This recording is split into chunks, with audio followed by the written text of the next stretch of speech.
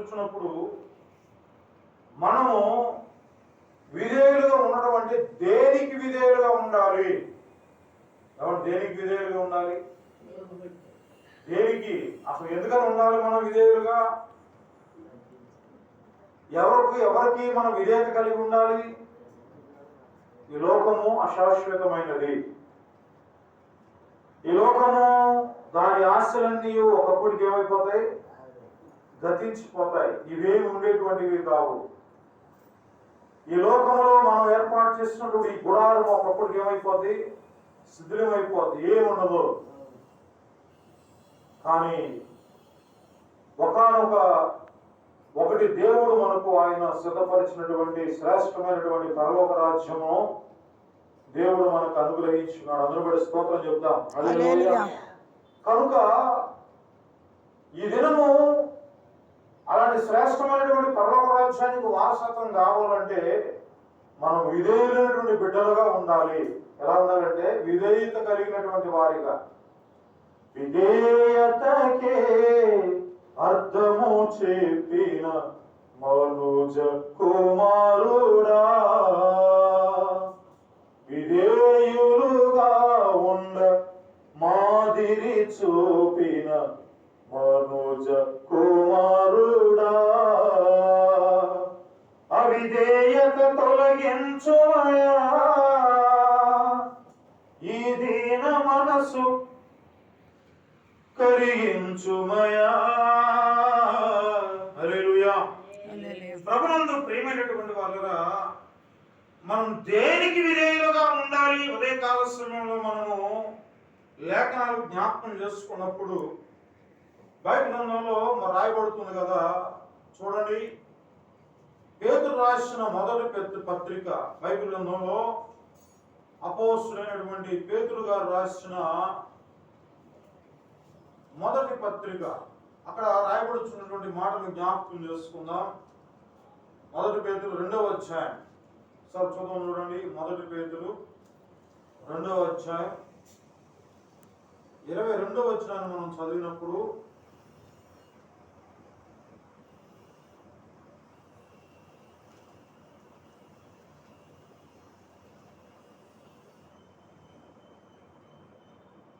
దానికంటే ముందుగా 21వ వచనం, క్రీస్తు కూడా మీ కొరకు బాధపడి మీరు తన అడుగుజాడలయందు నడుచుకున్నట్లు మీకు మాదిరి ఉంచిపోయాను. హల్లెలూయా. హల్లెలూయా. ఎవరంట?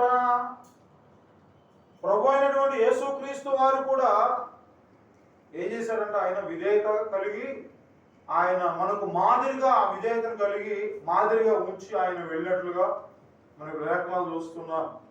తర్వాత 22వ వచనంలో, ఆయన పాపము చేయలేదు, ఆయన నోటను ఏ కపటము కనబడలేదు, ఆయన దూషించబడి బదులు దూషింపలేదు, ఆయన శ్రమపడబడి బెదిరింపక న్యాయముగా తీర్పు తీర్చు దేవునికి తను తాను అప్పగించుకొనెను.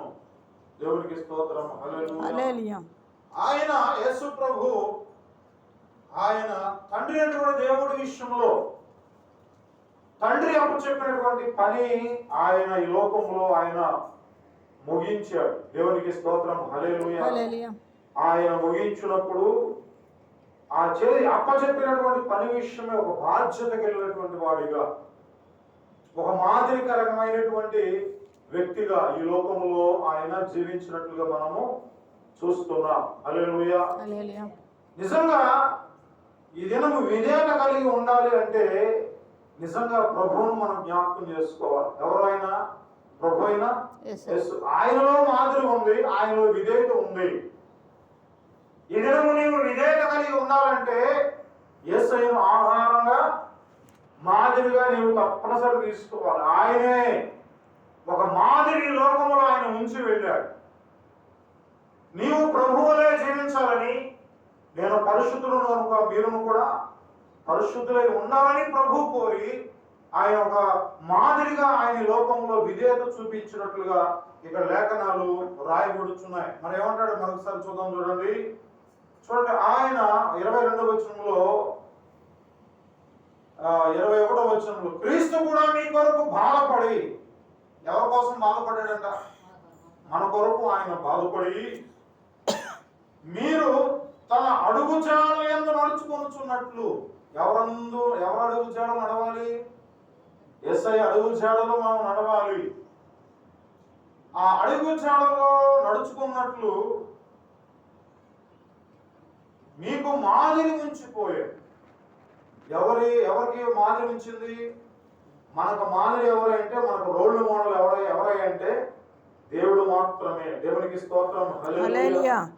ఆయన లోకంలో జీవించినప్పటికీ ఆయన ఒక ప్రత్యేకమైన జీవితం కలిగి జీవించాడు.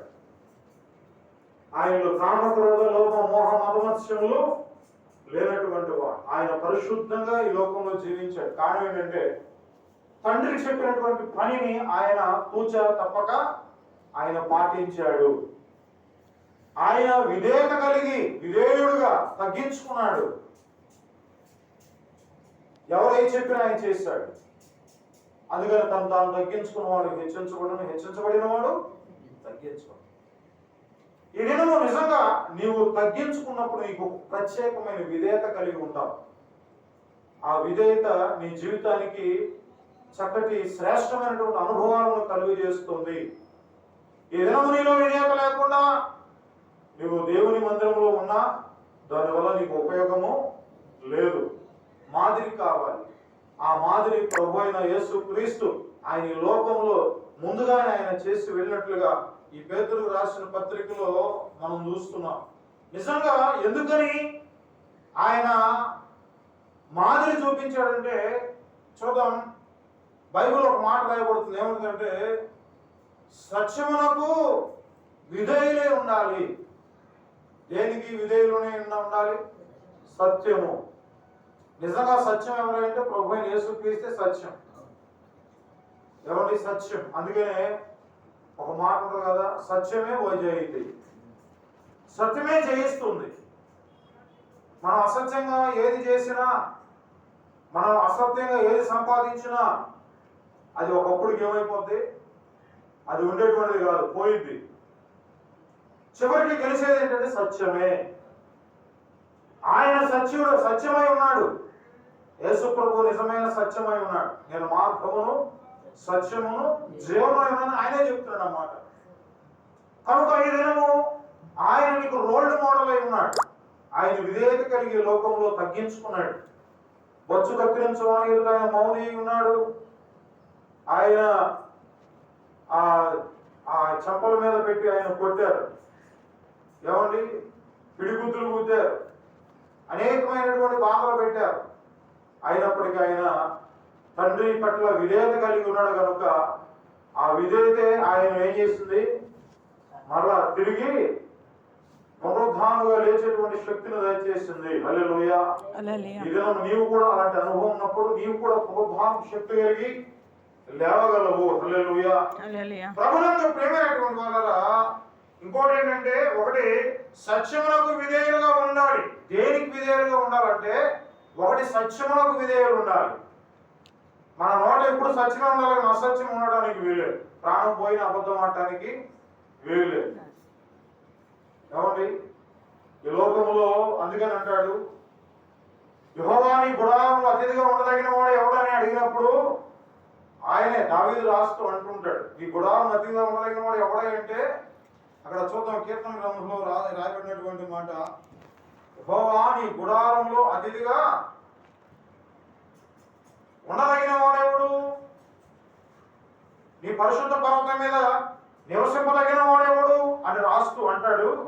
యథార్థమైనటువంటి ప్రవర్తన కలిగి నీతిని అనుసరించుతూ హృదయపూర్వకంగా నిజం పలుకువాడే, అలాంటి వాడే అతిథి, గెస్ట్. ఎక్కడికి? పరలోక రాజ్యంలో ప్రభు ఉన్నాడు. ఆ ప్రభు దగ్గరికి నువ్వు కూడా వెళ్ళాలంటే ఈ లోకంలో కొన్ని రూల్స్ అండ్ రెగ్యులేషన్స్ పాటించాలి. విధేయత కలిగి ఉండాలి. విధేయత లేకపోతే, అరే నువ్వు పెద్దలు ఎందుకు విధేయత కలిగి ఉండాలిరా, వాడు పెద్దవాళ్ళు మరి మీ మాస్టర్ గారు, స్కూల్ టీచర్ గారి దగ్గర విధేయత కలిగి ఉండాలి. నీ విధేయతను బట్టే, నీకు ఉన్నటువంటి క్రమశిక్షణ బట్టే ఏం చేస్తాడు? ఆయన నిన్ను మెచ్చుకుంటాడు, నీకు మార్కులు వేస్తాడు. దానిని బట్టి నువ్వు పాస్ అవుతావు, నువ్వు ఎగ్జామ్లో మంచి మార్కులు వస్తాయి. ఈ లోక సంబంధంగా నీవు జీవిస్తున్నటువంటి నీలో విధేయత కావాలి. ఆ విధేయత కావాలంటే నిజం పలకాలి, సత్యమే మాట్లాడాలి. అసత్యం నీ నోట రావడానికి వీల్లేదు. అందుకనే అయ్యా నీ గుడారం అతిథిగా ఉండదగిన వాడు ఎవడో అడుగుతూ ఆయన అంటున్నటువంటి మాట ఏంటంటే, అయ్యా నీ గుడారం అతిథిగా ఉండాలంటే చాలా జాగ్రత్తగా ఉండాలి, యథార్థమైనటువంటి ప్రవర్తన కావాలి. యథార్థత లేకపోతే దేవుడు మెచ్చడు. యథార్థత అనేటువంటిది దేవుడు మనకు చూపినటువంటి మాదిరి. ఆయన అన్ని చూపించాడు. యథార్థత ఆయనే, సత్యము ఆయనే, జీవము ఆయనే, మార్గము ఆయనే. కనుక ఈ ఉదయకాల సమయంలో చూడండి, ఆ సత్యము ఎవరై ఉన్నారంటే యేసు ప్రభువే సత్యం. ఈ లోకంలో కష్టపడుతున్నటువంటి నీవు కూడా ఆ కష్టానికి ప్రతిఫలం అనుభవిస్తే అనుభవించేటువంటి నీలో సత్యం ఉండాలి. ఒకవేళ నువ్వు మనుషులను మోసం చేసి ఎంత సంపాదించినా అది చిల్లి సంచులు వేసుకున్నట్టే కానీ దానివల్ల నీకు ఉపయోగం లేదు. ఒకవేళ నువ్వు మరి అసత్యంగా సత్యము అనేటువంటి దాన్ని దూరం చేసుకుని ఇష్టానుసారం సంపాదించినా అవి ఏదో రోగాలు ఏదో రొప్పులో వచ్చి అవి నీ దగ్గర, ఆ డబ్బులు నీ దగ్గర ఉండటానికి అవకాశం లేనటువంటి పరిస్థితి. కనుక ప్రభువే, అందుకని ఒక మాట ఉంది కదా, హంసై కాకై కలకాలం జీవించడం కంటే హంసై ఎన్ని నెలలట 6 నెలలు జీవించాలని అక్కడ మామూలు మనం లోకంలో ఉన్నటువంటి సామెత. ఆ హంస యొక్క జీవితం ఎలా ఉంటుందంటే అది మానస సరోవరంలో ఉంటుందట. అది హంస, దానికి ఏ మురికి అంటదో ఏ మస్ట్ అంటదో. ఈ లోకం